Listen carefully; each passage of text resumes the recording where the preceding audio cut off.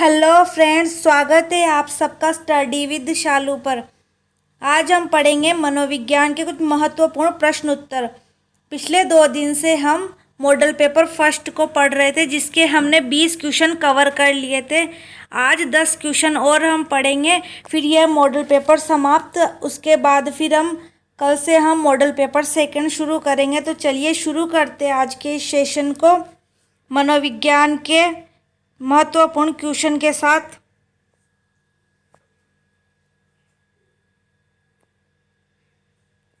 आज हमारा है मनोविज्ञान के महत्वपूर्ण क्वेश्चन, मॉडल पेपर फर्स्ट का पार्ट 3 है।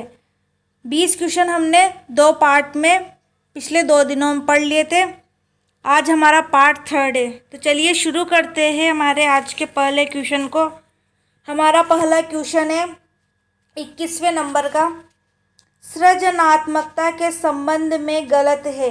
सृजनात्मकता के संबंध में इनमें से कौन सा गलत है?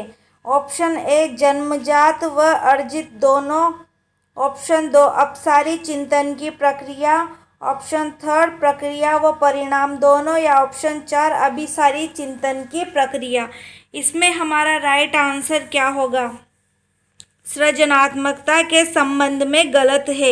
ऑप्शन ए जन्मजात व अर्जित दोनों, अपसारी चिंतन की प्रक्रिया, ऑप्शन 3 प्रक्रिया व परिणाम दोनों, ऑप्शन 4 अभिसारी चिंतन की प्रक्रिया। तो 21वें का राइट आंसर क्या होगा? ऑप्शन 4 अभिसारी चिंतन की प्रक्रिया सृजनात्मकता के संबंध में गलत है। तो सृजनात्मकता के राइट आंसर कौन कौन से? ये जन्मजात व अर्जित, ये दोनों भी सृजनात्मकता के से संबंधित है। अपसारी चिंतन की प्रक्रिया, ये भी सृजनात्मकता से संबंधित है। ऑप्शन 3 प्रक्रिया व परिणाम दोनों, ये भी सृजनात्मकता से संबंधित है। अभिसारी चिंतन की प्रक्रिया सृजनात्मकता से संबंधित नहीं है। अगला क्वेश्चन देखते हैं। 22वें नंबर का क्वेश्चन है, एक बालिका परीक्षा में मेहनत करती है, यह क्या है? एक बालिका परीक्षा में मेहनत करती है, यह क्या है? ऑप्शन 1 संज्ञानात्मक योग्यता, ऑप्शन 2 माता पिता से प्रभावित, ऑप्शन 3 उच्च उपलब्धि अभिप्रेरणा, ऑप्शन 4 उपरोक्त सभी। तो इस 22वें का राइट आंसर क्या होगा? एक बालिका परीक्षा में मेहनत करती है, यह क्या है? ऑप्शन 1 संज्ञानात्मक योग्यता, ऑप्शन 2 माता पिता से प्रभावित, ऑप्शन 3 उच्च उपलब्धि अभिप्रेरणा, या ऑप्शन डी उपरोक्त सभी। 22वें का राइट आंसर क्या होगा? इसका राइट आंसर होगा ऑप्शन 3 उच्च उपलब्धि अभिप्रेरणा। कि जो बालिका है वो परीक्षा में मेहनत करती है, क्यों करती है? क्योंकि उसे उच्च उपलब्धि अभिप्रेरणा, वह उच्च उपलब्धि पाने के लिए क्या है? अभिप्रेरित है, मोटिवेट है। ठीक है। 23वां क्वेश्चन देखते हैं।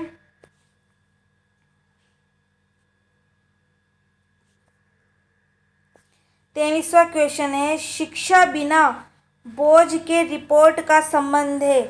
शिक्षा बिना बोझ के रिपोर्ट का संबंध किससे है?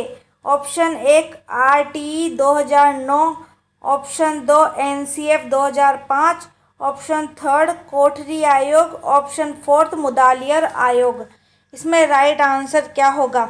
शिक्षा बोझ के रिपोर्ट का अर्थ है RTE 2009, NCF 2005, कोठरी आयोग, या फिर मुदालियर आयोग। तो 23वें का राइट आंसर क्या होगा? Option 2 NCF 2005। शिक्षा बिना बोझ के रिपोर्ट का संबंध है NCF 2005 से। ठीक है। हमारा 24वां क्वेश्चन देखते हैं। 24वां क्वेश्चन है, क्रियात्मक अनुसंधान की विशेषता है। क्रियात्मक अनुसंधान की विशेषता इनमें से कौन सी है? ऑप्शन 1 विद्यालय कार्य प्रणाली का अध्ययन, अध्यापक कार्य प्रणाली का अध्ययन, ऑप्शन 3 न्यायदर्श कक्षा कक्ष होता है, या उपरोक्त सभी। इसमें राइट आंसर क्या होगा? क्रियात्मक अनुसंधान की विशेषता इनमें से क्या है? विद्यालय कार्यप्रणाली का अध्ययन, अध्यापक कार्यप्रणाली का अध्ययन, न्यायाधीश कक्षा कक्ष होता है या उपरोक्त सभी। 24वें का राइट आंसर होगा ऑप्शन डी, उपरोक्त सभी। ठीक है, 25वां क्वेश्चन देखते हैं। ये रहा हमारा 25वां question.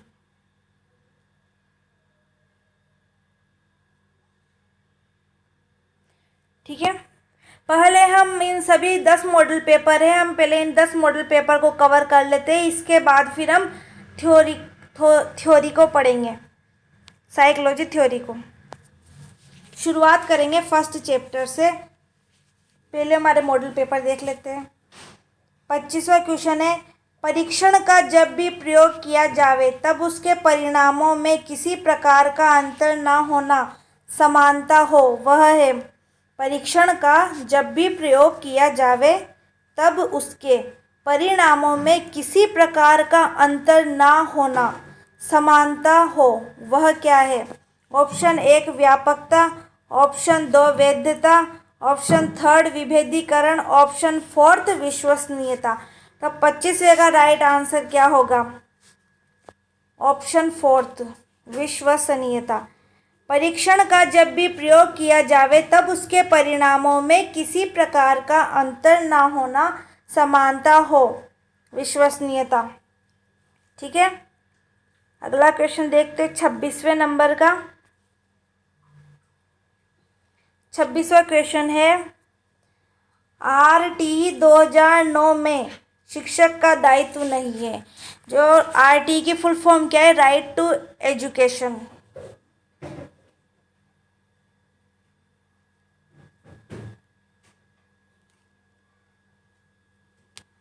Right to education RTE की फुल फॉर्म है।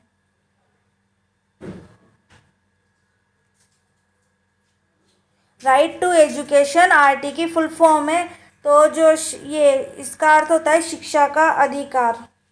RTE 2009 में शिक्षक का दायित्व क्या था और इनमें से कौन सा नहीं है, वो हमें ढूंढना है, इनमें से कौन सा नहीं है। ठीक है, ऑप्शन 1 प्रति सप्ताह 45 कालांश होंगे। ठीक है, ऑप्शन 2 निजी शिक्षण करवाना, वह खुद भी पढ़ा सकते हैं बच्चों को, मतलब खुद किसी एक बच्चे को भी समझा सकते हैं, पढ़ा सकते हैं। स्कूल में नियमित रूप से आना। ऑप्शन 3 सरकार के प्रशिक्षण में भाग लेना। ऑप्शन 4। तो इसमें से राइट आंसर क्या होगा, RTE 2009 में शिक्षक का दायित्व क्या था। तो RTE 2009 में शिक्षक का पहला दायित्व था प्रति सप्ताह 45 कालांश लेना, और दूसरा दायित्व था स्कूल में नियमित रूप से आना। थर्ड दायित्व था सरकार के प्रशिक्षण में भाग लेना, और ये निजी शिक्षण करवाना, ये इसमें यह RTE 2009 के अंतर्गत नहीं आता है। तो इसका राइट आंसर क्या होगा, ऑप्शन 2, जो RTE 2009 में शिक्षक का दायित्व नहीं है। ठीक है, अगला क्वेश्चन देखते हैं। अगला क्वेश्चन है हमारा 27 नंबर का। सही नहीं है, सही नहीं है, इनमें से क्या सही नहीं है। ऑप्शन 1 चिंतन स्तर शिक्षण, जो हंट ने दिया था। ऑप्शन 2 शिक्षण ज्ञानात्मक, भावात्मक और क्रियात्मक। ऑप्शन 3 अनिर्णयात्मक प्रक्रिया 2000 मूल्यांकन। ऑप्शन 4 RTE 2009 1 अप्रैल 2010। तो इसमें राइट क्या होगा, ऑप्शन A सही होगा, ऑप्शन B सही होगा, ऑप्शन 3 सही होगा, या ऑप्शन 4। इसमें राइट आंसर क्या होगा, इसमें राइट आंसर होगा ऑप्शन 3 अनिर्णयात्मक प्रक्रिया मूल्यांकन। ठीक है, 28वें नंबर का क्वेश्चन है।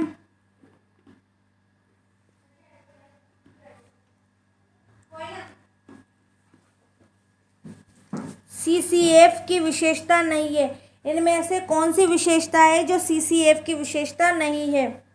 ठीक है, ऑप्शन 1 योगात्मक मूल्यांकन, ऑप्शन 2 रचनात्मक आकलन, ऑप्शन 3 पोर्टफोलियो फाइल, ऑप्शन 4 पाठ्य पुस्तक विधि। तो इसमें राइट आंसर क्या होगा?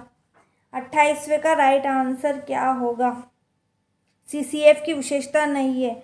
योगात्मक मूल्यांकन, ये भी CCF की विशेषता है। रचनात्मक आकलन, पोर्टफोलियो फाइल, ये भी CCF की विशेषता है। पाठ्य पुस्तक विधि, यह CCF की विशेषता नहीं है। तो इसका राइट आंसर होगा ऑप्शन 4। 29वां क्वेश्चन है, सेकेंड लास्ट क्वेश्चन। सुमेलित नहीं है, इनमें से कौन सा है जो सुमेलित नहीं है? पहला है ईगो, मनोवैज्ञानिक वातावरण से उत्पन्न। चेतन अभिप्रेरणा, प्रोपियम गुण, आलपोर्ट। ये ना जो चेतन नहीं है, ये यहाँ पर अचेतन है। अचेतन अभिप्रेरणा फ्रायड, अचेतन अभिप्रेरणा फ्रायड। अचेतन, यहाँ पे चेतन नहीं होगा, यहाँ पर होगा अचेतन अभिप्रेरणा फ्रायड। ठीक है, ईगो मनोवैज्ञानिक वातावरण से उत्पन्न, और यहाँ अचेतन, अचेतन, अचेतन अभिप्रेरणा फ्रायड, प्रोपियम गुण आलपोर्ट। ऑप्शन 4 स्व प्रत्यय सिद्धांत केटल। इसमें राइट क्या होगा? इसमें राइट है ऑप्शन 4 स्व प्रत्यय सिद्धांत, जो केटल ने दिया था। ठीक है, देखते हैं अगला लास्ट क्वेश्चन। असंबंधित कौन सा है? इनमें से असंबंधित कौन सा है? ऑप्शन 1 नैतिक तर्कना, जीन पियाजे। ऑप्शन 2 नैतिक विकास की अवस्था है, कोहलरबर्ग।